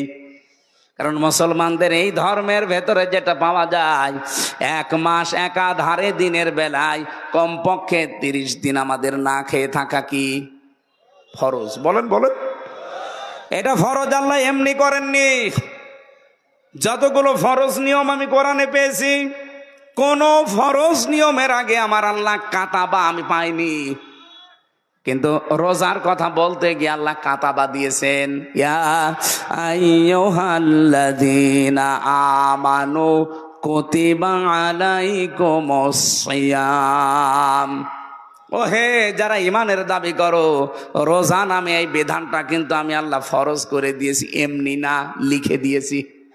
আজকের এই জমিনটা যদি আমি চাঁদ সাহেবকে বলে জান দিয়ে দিলাম, আমার কথার কোনো মূল্য আছে না। কিন্তু যদি বলে এটা লিখে দিলাম, সই স্বাক্ষর করে, এই যে দলিল আছে নেন স্টাম্প করা, এই জায়গার দাম নেই। আমি তো মানুষ একই, আগে শুধু মুখ দিয়ে বললাম কোনোই দাম নেই, আর পরে আমি লিখে দলিল করে দিয়েছি এই জমির দাম এখন 10 লাখ। এই কথা বলছেন না কেন? লোক আমি একই, বিধানও দিয়েছি একই জিনিসের, কিন্তু একটা লিখিত আর একটা মুখের বলা। আগেরটার কোনোই মূল্য নেই মানুষের কাছে, পরেরটার মূল্য কত লাখ।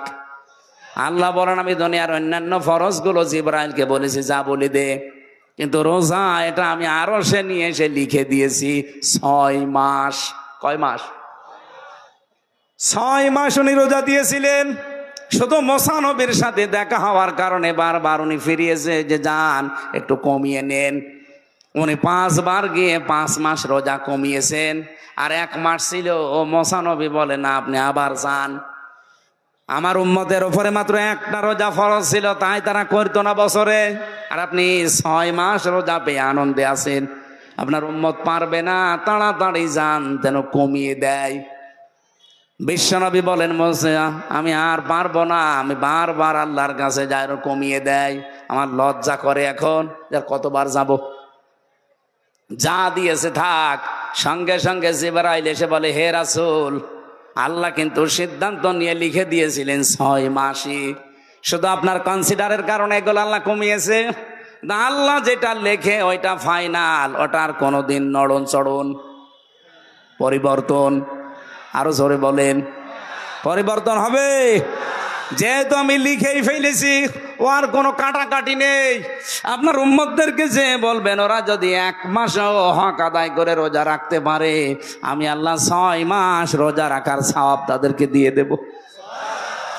এই জন্য সেই সুযোগ এখন চলছে। কত মানুষ দোহাই দেয় হুজুর আমার গ্যাস, আমি পারি না। আরে শয়তান, রোজা রাখলে গ্যাস আরো ভালো হয়।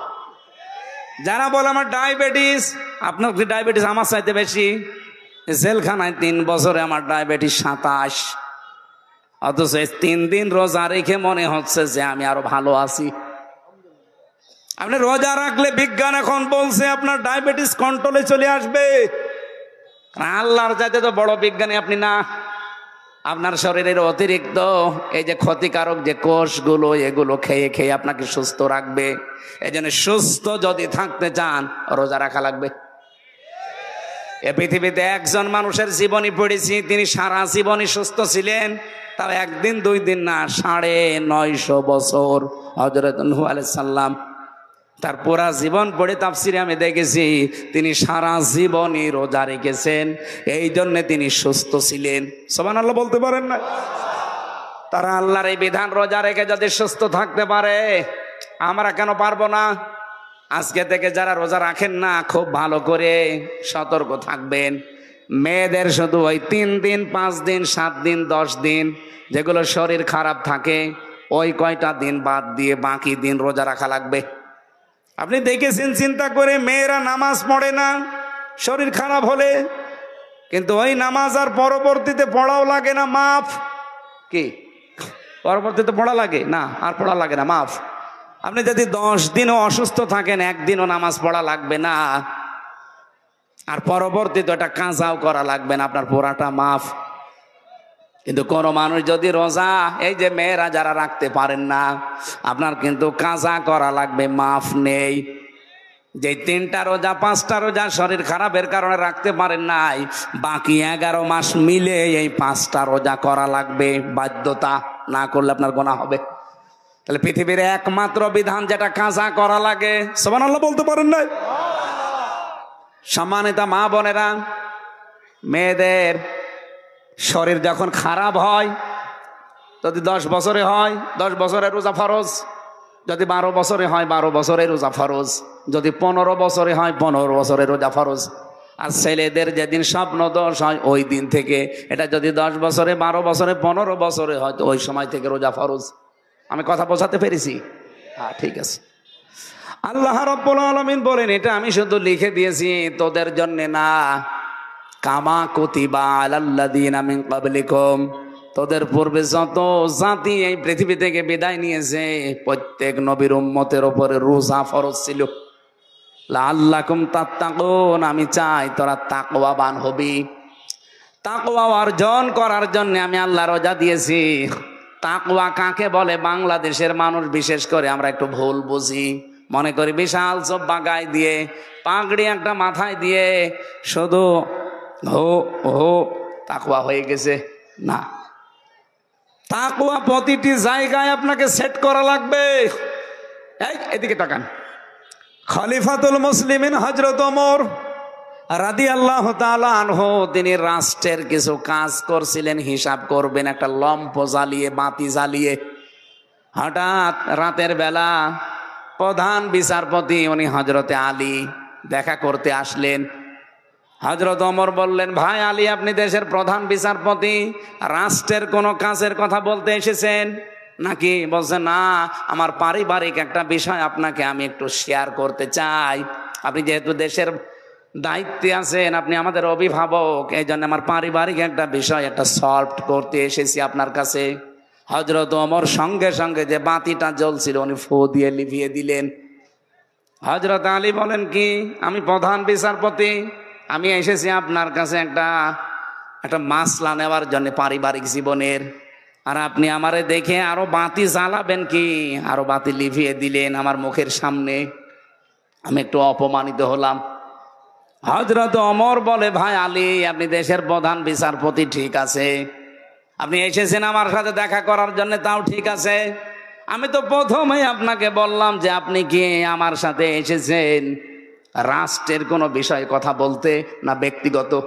আপনি যেই বললেন যে ব্যক্তিগত পারিবারিক জীবন নিয়ে, তখন কিন্তু আমি বাতিয়ে লিভিয়ে দিলাম, কারণ আমি এতক্ষণ যা কাজ করছিলাম রাষ্ট্রের গুরুত্বপূর্ণ কাজ। এই জন্য রাষ্ট্রের টাকা খরচ করে এই তেল পুড়িয়েছি। এখন আপনি পারিবারিক জীবন নিয়ে কথা বলবেন, আপনার সাথে আমার 2-4 মিনিট যদি এখন খরচ হয়, তো পারিবারিক জীবনের গল্প করার জন্য তো এ রাষ্ট্র আমারে টাকা দেয়নি। এটার নাম তাকওয়া। এটার নাম কি? এই তাকওয়া যদি বাংলাদেশে 1628 জন মানুষের ভেতরে তৈরি হয়ে যেত, বাংলাদেশটা আজকে সিঙ্গাপুরের উপরে চলে যেত। কোনো অভাব নেই এই দেশে, অভাব শুধু মানুষের তাকওয়ার। এই কথা বলেন না কেন? দরবেশের মতো মানুষ এত বড় দাড়ি নিয়ে 36,000 কোটি টাকা চুরি করিস, এর তাকওয়া আছে? এই জন্য তাকওয়া অর্জন করার জন্য যেহেতু রমজান এসেছে, আমি একটা উদাহরণ যা দিলাম, এইরকম গুলো যদি আমরা সেট করতে পারতাম, বাংলাদেশের প্রত্যেকটা দিক আর বিভাগে, একটা দিক আর বিভাগ দুর্নীতি যুক্ত হতো না, সব দুর্নীতি মুক্ত হতো। তাকওয়া কারে বলে? এই যে চিকিৎসা বিজ্ঞান, আজ বাংলাদেশের চিকিৎসা যারা করে, বিশাল বড় বড় দাড়ি নিয়ে উনি লিখতেছে, অথচ ঔষধ কোম্পানির লোক এসে বলে, স্যার আমারটা লেখেন, আপনার জন্য এরকম কিছু আছে। উনি তখন আস্তে করে ওনার ঔষধ লিখে আবার বলে দেয় যে পপুলারে যাবা। এই কথা বলেন না কেন? মাদারল্যান্ডে যাবা, অন্য কোনো জায়গায় পরীক্ষা করলে হবে না। আমি তো নিজের রাজশাহীতে পরীক্ষিত, এই কারণে আমি বলছি। আমার ওই বড় মেয়েটাকে নিয়ে এসেছিলাম একবার 18 সালের দিকে। আমি ডাক্তারের নাম বললাম না, আল্লাহর নামে নাম তার, হ্যাঁ আব্দুল, এরপরে আমি আর বললাম না। খুব বড় ডাক্তার, 1000 টাকা ওনার ভিজিট। ওনারে দেখানোর পরে উনি একবারেই বলছে যে এই 10-12টা এইগুলো সব করে নিয়ে আস। উনি আবার লিখে দিয়েছে নিচে। চিন্তা করলাম এখানে একজন পরিচিত মানুষ আছে, আমি ওখানে যাব না, আমার জায়গায় যাই। আল্লাহ করে নিয়ে এসে দেখিয়েছি। আমি যাইনি, প্রথমে ম্যাডাম গেছে, ওটা না দেখিয়েছি, উড়ে ফেলে দিয়েছে। এখানে করতে বললাম, সেখানে না করে কেন? আপনার দরকার কি? আপনার রিপোর্ট ঠিক থাকলে সমস্যা কি? পরবর্তীতে যেখানে গিয়েছিলাম, ভাই এরকম সমস্যা করছে। এরপরে রাজশাহীর ডাক্তার ফাতেমা সিদ্দিকা আছে না, আপারে বললাম যে এরকম, বলছে যে আমি জানি, ওদের সাথে এইসব লাইন লাইন লাইন করা আছে। আপনার দাড়ি যত বড় হোক ভাই, আপনি 5 ওয়াক্ত না, তাহাজ্জুদ মিলে আরো 6 ওয়াক্ত নামাজ পড়েন, জীবনেও কোনো ইবাদত বন্দেগী আপনার কবুল হবে না, কারণ আপনার ভেতরে তাকওয়া নেই। এই কথা বলুন না কেন? এটা কি শুধু চিকিৎসা বিভাগে? প্রত্যেকটা বিভাগে। পুলিশদের ভেতরে এটা নেই না, সবাই না ভাই, পুলিশদের ভেতরে আমি আল্লাহর ওলি পেয়েছি। আমি যে পুলিশকে, যে ওসি সাহেবকে পড়াতাম কুষ্টিয়ায়, প্রথমে আমার সামনে 10 লাখ টাকা এসেছিল ঘুষ। ওই হিরোইন ধরা পড়েছে 1 কোটি টাকার। ও এসে তখন আমি আবার ঘুষের আয়াতি পড়াচ্ছিলাম, লা তাকুলু আমওয়ালাকুম বাইনাকুম বিল বাতিল, যে ঘুষ খাওয়া যাবে না। উনি এসে বলছে, স্যার এটা রাখেন হাদিয়াটা, আর আমার ওই জিনিসটা একটু ছেড়ে দিন। আমার দিকে একটু তাকিয়ে বলছে, হুজুর নেবেন মানে আপনার পড়ালাম কি? আর ওই দিনই ঘুষের আয়াত পড়িস। বলছে যে তো ঘুষ না, এটা হাদিয়া। হাদিয়া আপনারা সরকার দেয় না? বলেন তো, এরকম হাদিয়া যদি ওনার মাসে 5টা আসে, আর বেতন নেওয়া লাগবে? ওই সময় দেখলাম, এই দেখে কোরআন শরীফ পড়াচ্ছিলাম, ওই সময় দেখলাম গরম দিলে, ওই বেটা আমি কোরআন শরীফ পড়ছি আর তুমি ওই জিনিস নিয়ে এসেছো। তাড়িয়ে দিলে ওই সময়। পরে নিয়েছ কিনা আমি জানি না, নিলেও নিতে পারে। কিন্তু এইরকম আল্লাহর ওলি 5টা যদি এরকম হাদিয়া পায় মাসে, ওর বেতনের কয় টাকা হয়? এই জন্য সব বিভাগে তাকওয়া দরকার। কি বলেন তো? আপনারা মন খারাপ করবেন কিনা আমি জানি না, নিজে দেখেছি এবং পড়ছি, শুনছি। এই জন্য মাওলানা মতিয়ার রহমান নিজামী একটা আলেম মানুষ, উনি মন্ত্রী ছিলেন, উনি পুলিশ ছিলেন না, উনি মন্ত্রী ছিলেন, তাও 2টা মন্ত্রণালয় চালিয়েছে। মন্ত্রণালয় চালানোর পরে 26 টাকা বেশি হয়েছে, ওইটা সরকারকে ফেরত দিয়েছে। পৃথিবীর ইতিহাসে এই প্রথম। আপনি যে আল্লাহর ওলি খুঁজে পান না, চলে যান সেই বরিশালে, সেই চট্টগ্রামে। আল্লাহর ওলি এইটা না যে মন্ত্রণালয় চালানোর পরেও 26 টাকা মাত্র ফেরত দিতে পারে। তাকওয়া দেখার জন্য শুধু জব্বার পাগড়ি দেখলে হয় না, তাকওয়া এর নাম।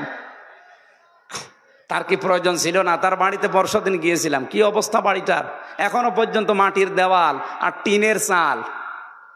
একটা মেম্বারের বাড়ি আপনি পাবেন বাংলাদেশে এরকম, অথচ সে মন্ত্রী ছিল। আপনি ভাবতে পারেন বাংলাদেশে কত মন্ত্রী পেলাম। এই যে প্রতিমন্ত্রী ছিল একজন, তার 620টা বাড়ি। আমার মনে হয় এই 7 মাস যদি ওরা থাকতো, আরো 100 বাড়ি বানাইতো। এত বাড়ি দিয়ে আপনি কি করবেন? ঠিক তো আগস্টের 5 তারিখে মালয়েশিয়া যে দেখলাম, ওখানে সাহেব পাড়া আছে, কিন্তু সাহেব পাড়ায় শয়তানরা থাকে না, সব হোটেলে থাকে। আমি যে হোটেলে থাকি, নিচে নেমে দেখি 2জন চা খাচ্ছে। কি গো এখানে? তো হুজুর আমরা আগেই পালিয়েছি। কেন সাহেব পাড়ায় থাকবেন না? ওখানে থেকে মায়ের খাবো। এ দেশে বহু বাঙালি আছে, পিটিয়ে ভক্ত বানিয়ে ফেলবে। এই জন্য সাহেব পাড়ায় যে ঘরগুলো আছে সব তালা মারা। আমরা থাকি চুরি করে এই হোটেলে, বের হই না। মাঝে মাঝে একটু হালকা নিচে নামি এই কিছু খাওয়ার জন্য, আবার জায়গা মতো চলে যায়। বাইরে যে ওরা শান্তিতে নেই। তাকওয়া লাগবে ভাই এ দেশটাকে গড়তে হলে। এত ঋণের বোঝা হাসিনা আমাদের দিয়ে গেছে। সাদ সাহেব এমনি গালি দিয়েছে তারে। 1,10,000 টাকা ঋণ এখন এক একজন মানুষের উপরে। আমি যদি এখন জন্ম নেই কেউ, তার মাথার উপরে 1,10,000 টাকা ঋণ। কি নিয়ে গেছে চিন্তা করতে পারেন? 42,000 কোটি টাকা শুধু পাচার করেছে প্রতি বছরে। এই পাবনা পাশে না, এই নাটোরের পরে পাবনা, এই পাবনার উপর থেকে ওনার বোন রেহেনা 76,000 কোটি টাকা মারিং কাটিং করেছে। একটা প্রকল্প থেকে যদি এই হয়, বাকিগুলো থেকে আপনি হিসাব করতে পারেন? আমার দেশ পত্রিকার রিপোর্ট, যাওয়ার দিন শুধুমাত্র 14টা ব্রিফকেস নিয়ে গেছে, কারোর সাথে কোনো কথা বলেনি। পাইলটকে বলেছে ব্রিফকেসগুলো উঠেছে, বলছে হ্যাঁ চলো। একটু কাওয়া কাকুকে যে বলে যাবে কাওয়া চলে যাচ্ছি, তাও বলেনি। এমনকি আমার নাম্বারটা জোগাড় করে বলতে পারতো না যে হামজা 3 বছর জেল খাটালাম, কিছু মনে করো না, চলে যাচ্ছি, কিচ্ছু বলেনি, শয়তান চলে গেছে। এখন মাঝে মাঝে স্ট্যাটাস দেয় যে আমি ঘরবন্দি হয়ে আছি, আমি একটা অনিরাপদ জায়গায় আছি। কেন এখন অনিরাপদ লাগে কেন? এখনো তো কিছুই হয়নি।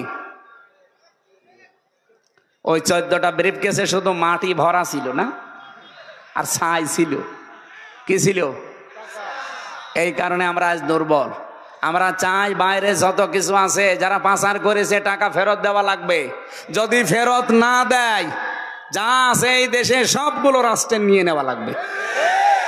আর এই 15 বছরে যারা এমপি মন্ত্রীর দাবি করেন, আপনাদেরকে আমরা ভোট দেইনি। কারণ আমার এখন 33 বছর বয়স, 92 সালে আমার জন্ম। আমি 18 বছর থেকে ভোট দিতে আরম্ভ করলে 3 বার ভোট দিতে পারতাম, একবারও পারি নাই। তার মানে দেশে ভোট হয়নি। এক কথা বলেন না কেন? তাহলে ভোট ছাড়া যারা 154 জন হয়ে যায়, দিনের ভোট রাতে হয়, এরা কোন কারণে এমপি মন্ত্রী লিখবে?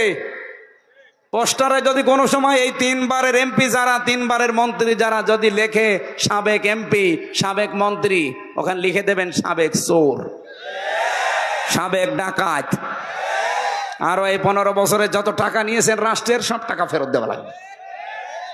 কি? কারণ আমরা আপনাকে ভোট দেইনি, আপনি জোর করে দিয়েছিলেন, আর জোর করে থেকে দায়িত্বে টাকা নিয়েছেন, টাকা ফেরত দেন। যত মানুষ এই দেশ থেকে টাকা পাচার করেছে, আমরা বারবার বলছি যে টাকাগুলো আগে ফেরত নিয়ে আসেন, অথবা ওদের যা আছে সব বাজেয়াপ্ত করে নেন, দেশটা আবার দাঁড়িয়ে যাবে। তাকওয়া দরকার। রমজান এসেছিল এইটা শিক্ষা দেওয়ার জন্যে যে যেখানে আসি অতাযাওয়াদু ফাইন্না খায়রাজ যাদিত তাকওয়া। আল্লাহ বলেন পাথেহ জোগাড় করো তাকওয়ার। আত্তাকুনি ইয়া উলিল আলবাব, তাকওয়ার পাথেহ, আল্লাহকে ভয় করার নীতি অবলম্বন করো। যারা বুদ্ধিমান জ্ঞানী যারা, তাদের জন্য এর চাইতে উত্তম পাথেহ আর কিছু নেই। দুনিয়া আখিরাতে চলার জন্যই তাকওয়া লাগবে। আল্লাহ হযরত ওমরের মতো, হযরতে আলীর মতো তাকওয়া আমাদের সবাইকে যেন দান করেন, বলেন আমিন। সেহেরি যেহেতু, এই জন্য আমি আর টানতে পারছি না, আমারও ভয় করছে, কারণ সেহেরি খাওয়া লাগবে, তাহাজ্জুদ পড়া লাগবে। আবার আগামীতে কোনো জায়গায় আসলে কথা হবে ইনশাল্লাহ। আমি আসবো, রাজশাহীতে আমার বাড়ির কাছে।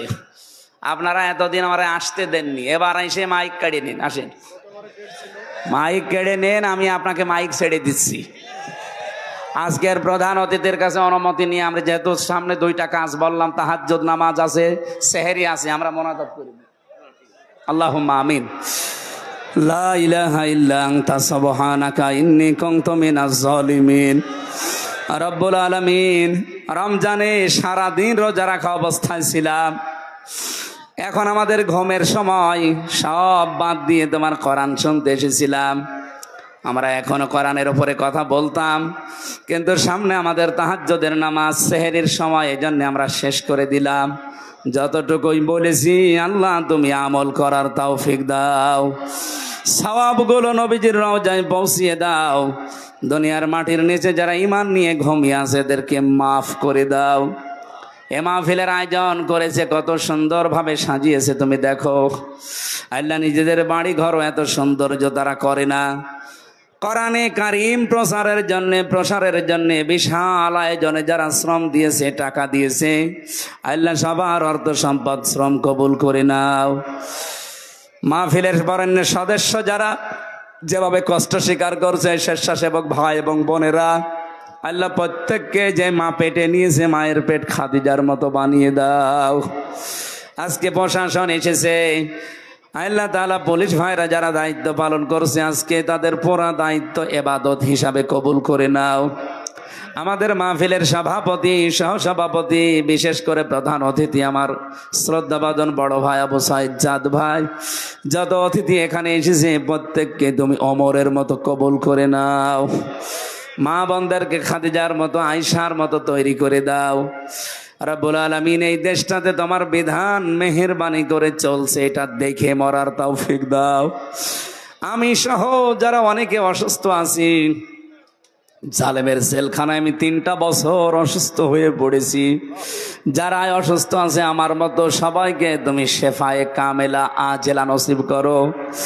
এলাকায় মাটি রয়েছে যারা ঘুমিয়ে আছে, কবরগুলো রমজানের ওসিলা জান্নাতুল ফেরদাউস বানিয়ে দাও। আগামীতে এই মাহফিলটা আরো বিশাল আকারে কোরআনের জন্য কবুল করো আল্লাহ। রমজানের হক আদায় করে সিয়াম সাধনা করার তৌফিক দাও। তোমার নবীর হাদিস পড়ছিলাম, যে ব্যক্তি রমজানে ঈমান আর ইহতিসাবের সাথে হিসাব করে করে রমজানের রোজা রাখতে পারবে, তার পেছনের সব অপরাধ নাকি তুমি মাফ করে দেবে। আল্লাহ তাআলা এই সৌভাগ্য তুমি আমাদেরকে দিয়ে দাও। বারাকাল্লাহু লানা ওয়া লাকুম ফিল কোরআনিল আযীম। মরণ যখনই আসবে যেন একবার হলেও এটা পড়তে পারি, লা ইলাহা ইল্লাল্লাহু মুহাম্মাদুর রাসূলুল্লাহ। আসসালামু আলাইকুম। যান আস্তে আস্তে বাড়ি চলে যান, যে খাবার তাহাজ্জুদ পড়েন, সেহরি করেন, এরপর ফজরের নামাজ পড়েন, কর্মজীবন আছে সকালে। সম্মানিত উপস্থিতি, আপনাদেরকে সকলকে আজকের এই তাফসীর মাহফিল সফল করার জন্য বরকত জানাচ্ছি আমাদের কমিটির পক্ষ থেকে। এ পর্যায়ে সভাপতির বক্তব্যের মাধ্যমে আমাদের আজকের এই তাফসীর কোরআন মাহফিল শেষ হবে ইনশাআল্লাহ। আসসালামু আলাইকুম ওয়া রাহমাতুল্লাহি ওয়া বারাকাতুহু। আল্লাহ আমাদের অশেষ মেহেরবান যে আজকে আমরা সুন্দর সুষ্ঠুভাবে তাফসীরুল কোরআন মাহফিল আমরা শুনলাম এবং আপনারা আমাদের সহযোগিতা করলেন, এই জন্য আপনাদেরকে অশেষ আল্লাহর পক্ষ থেকে ধন্যবাদ জানিয়ে এবং সুস্বাস্থ্য কামনা করে এবং যারা অতিথি আসছিলেন তাদেরকেও আমি মোবারকবাদ জানিয়ে আজকের এই মাহফিলের সমাপ্তি ঘোষণা করছি। আসসালামু আলাইকুম ওয়া রাহমাতুল্লাহি ওয়া বারাকাতুহু।